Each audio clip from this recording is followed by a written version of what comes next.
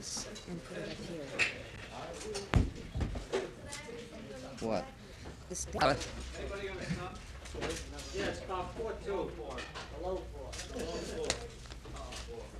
Between December 18th and 24th,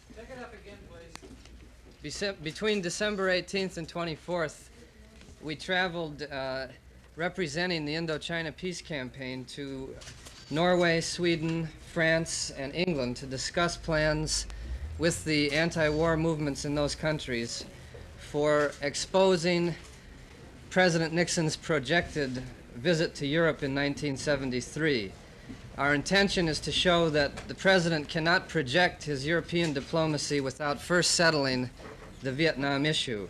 And the protest that you're aware of that's taken place across Europe in recent days and weeks, even from friends and allies of the United States, we think shows what kind of welcome the president would receive if he attempted this journey. We also met with representatives of Vietnam, North Vietnam, and the Provisional Revolutionary Government of South Vietnam in Scandinavia and in France, including their negotiators, Xuan Thuy and others, during the same period of time. And even as the bombing of Hanoi was beginning in the week before Christmas, they were confident that the bombing would be futile, that world opinion and their anti-aircraft defense would stop the B-52s over Hanoi, and they insisted that there was no peace with honor possible through the bombing of their capital, that it was not possible for them to be bombed into any compromise of their fundamental position regarding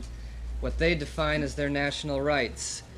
They are not in a position of weakness. They insist that the peace agreement privately agreed to by the United States and North Vietnam on October 20th of 1972 be ratified at once, or they say the possibility of a negotiated settlement could begin to slip away.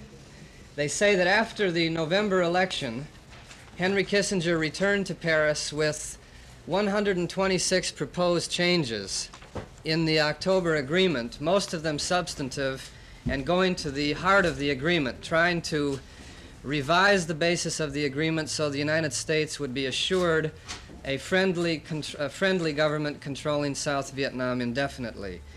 We believe that between now and Inauguration Day, January 20th, 1973, is a critical period for Americans to pressure our government to sign the agreements. If there is no peace announced by January 20th, there could very well be 4 more years of war.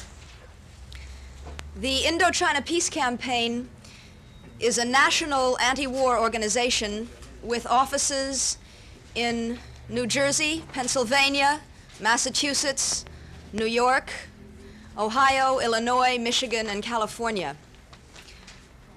We have 2 main resource centers located in Los Angeles on the West Coast and Boston on the East Coast, from which our educational materials are distributed. These include slideshows, films, leaflets, petitions, and a newspaper which is called the War Bulletin, which is printed and distributed from San Francisco.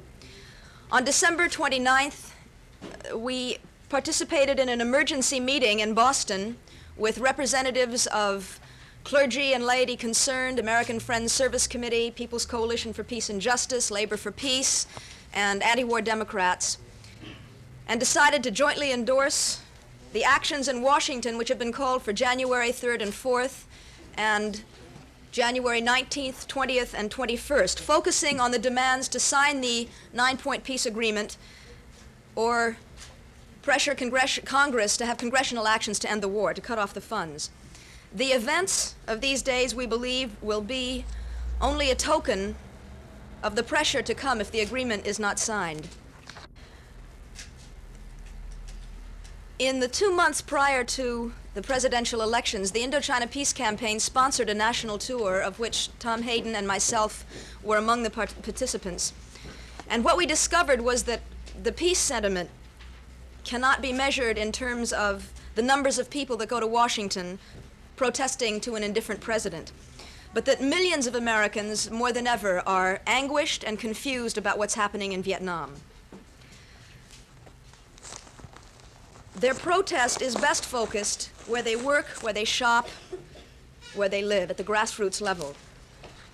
We believe that not only campuses, but every institution in the community can be organized against the war.